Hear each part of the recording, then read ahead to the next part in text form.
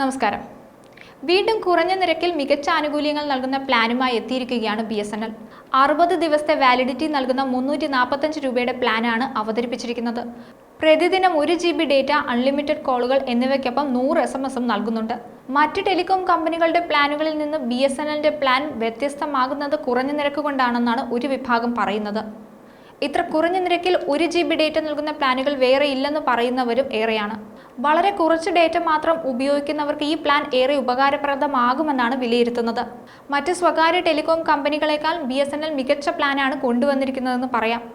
സ്വകാര്യ കമ്പനികൾ അടക്കി വാഴുന്ന ടെലികോം മേഖലയിൽ BSNLനെ പോലൊരു പൊതുമേഖലാ സ്ഥാപനം മുൻനിരയിൽ നിൽക്കണമെന്ന് അഭിപ്രായപ്പെടുന്നവരും ഏറെയാണ്. ജൂലൈയിൽ റീചാർജ് നിരക്ക് വർദ്ധിപ്പിച്ചത് വൻ തിരിച്ചടിയാണ് സ്വകാര്യ ടെലികോം കമ്പനികൾക്ക് നൽകിയത്. എന്നാൽ BSNL നിരക്ക് വർദ്ധിപ്പിക്കാതെ തുടരുകയായിരുന്നു.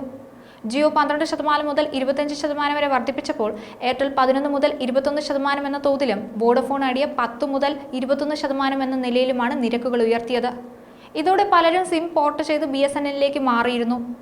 4G ടവറുകൾ സ്ഥാപിക്കുന്ന ജോലി രാജ്യത്തുടനീളം വേഗത്തിലാക്കുന്നതിനൊപ്പം സ്വകാര്യ കമ്പനികളെ പിന്നിലാക്കാനും BSNL ശ്രമിക്കുന്നുണ്ട്. സ്വകാര്യ കമ്പനികളുടെ നിരക്ക് വർധന പരമാവധി പ്രയോജനപ്പെടുത്താനുള്ള ശ്രമത്തിലാണ് BSNL. പ്രതിമാസ നിരക്കുകൾ വളരെ കുറവുള്ളതിനാൽ പല ഉപഭോക്താക്കളും തങ്ങളുടെ കണക്ഷനുകൾ നിലവിൽ BSNLലേക്ക് മാറ്റിയിട്ടുണ്ട്. കേരളത്തിൽ പല നഗരങ്ങളിലും ഇതിനോടകം തന്നെ BSNL 4G എത്തിയിട്ടുണ്ട്. ഇന്ത്യയിലൊട്ടാകെ 1 ലക്ഷം 4G ടവറുകൾ സ്ഥാപിക്കാനുള്ള ഒരുക്കത്തിലാണ് BSNL. വൈകാതെ തന്നെ 5Gയും എത്തും. പുതിയ കരാറുകളിലും ഈ പൊതുമേഖലാ സ്ഥാപനം ഏർപ്പെട്ടിട്ടുണ്ട്. ടാറ്റ ഗ്രൂപ്പുമായി ചേർന്ന് 15,000 കോടി രൂപയുടെ കരാറിൽ ഒപ്പുവെച്ചിട്ടുണ്ട്. പ്രതാപകാലത്തിലേക്ക് BSNL തിരിച്ചെത്താൻ വൻ മുന്നേറ്റമാണ് നടത്തുന്നത്. കണക്കുകൾ പരിശോധിച്ചാൽ BSNLന്റെ നഷ്ടം കുറഞ്ഞു വരുന്നതായി മനസ്സിലാക്കാൻ സാധിക്കും. കഴിഞ്ഞ സാമ്പത്തിക വർഷത്തിൽ നഷ്ടത്തിൽ 2790.83 കോടി രൂപയുടെ കുറവാണ് രേഖപ്പെടുത്തിയിരിക്കുന്നത്. ടെലികോം മേഖലയിൽ പുത്തൻ കുതിപ്പിന് BSNLനെ സജ്ജമാക്കാനായി കേന്ദ്രവും ഒപ്പമുണ്ട്. BSNL, MTNL എന്നിവയ്ക്കായി 1 ലക്ഷം കോടി രൂപയാണ് ആകെ അനുവദിച്ചിട്ടുള്ളത്. BSNLന്റെ സാങ്കേതിക നവീകരണത്തിനും പുനർനിർമ്മാണത്തിനുമായി ഈ തുക വിനിയോഗിക്കുമെന്നാണ് വിവരങ്ങൾ സൂചിപ്പിക്കുന്നത്.